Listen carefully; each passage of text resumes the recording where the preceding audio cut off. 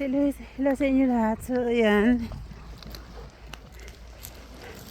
Dito ko nilalakad yung mga aso sa side ng dagat na puro rock dito.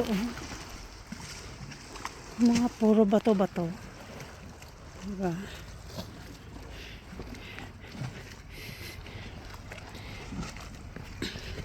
Wala tayong nakita ang isda eh.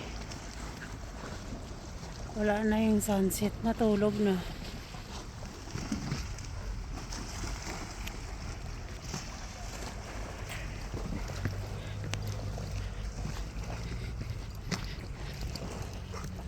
So yan, puro patay yung puno. Puro patay yung dahon, puro walang dahon. Lalim dito oh. So yun guys, yung pinakataon niya, saka yun din sa dulo na yun, backyard dun yung daungan ng mga cruise ship. Ngayon walang cruise ship kasi winter, paglamig. Pero pag summer, daming cruise ship dito sa islands. Pinakawalan ko na si Lotte kasi minsan gusto niya makakuan. Dito lang naman, pagdating dun sa kalsada, nilalagyan ko na yung leash niya. Hindi na ang tatalim dyan, oh. Tutulis ng mga bato. Ba? Oh.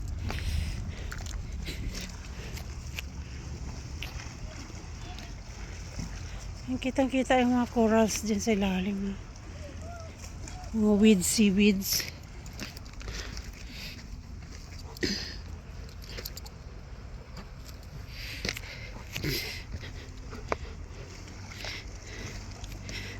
Ganda mag-fishing dito. Yung haba ng fishingan mo hanggang dun, oh. May isda dito kapag yung high tide siya. Lotte, nahuli na siya eh. So yan guys, oh. Ibang lalim dyan. Puro bato. Tutulis pa man din ng mga bato.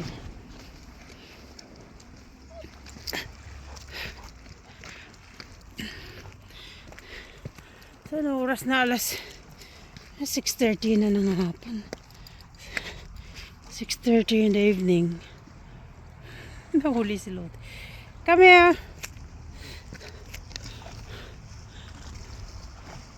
So yan, kalmado ngayon yung dagat.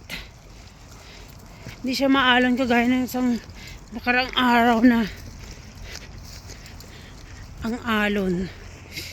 Ngayon hindi.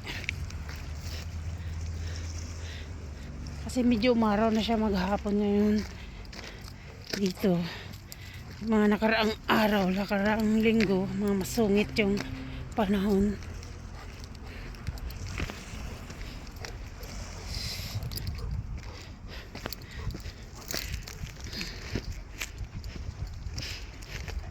Diba, ang tatulis ng mga bato dito. Ayan, huli na ng tubig.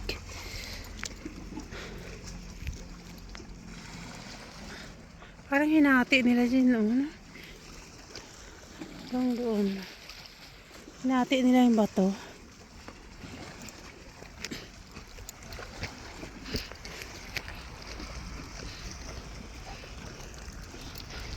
Malalim.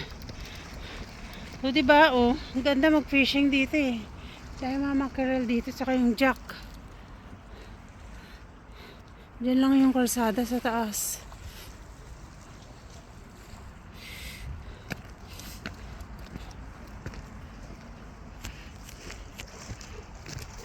Kailangan na malamig naman pag nakaupo ka dito maghapon na nag-fishing.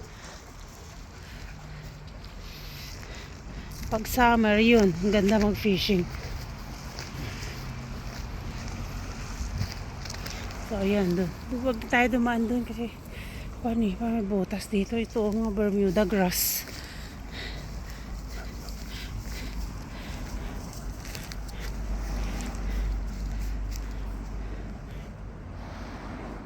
Yan, paikot.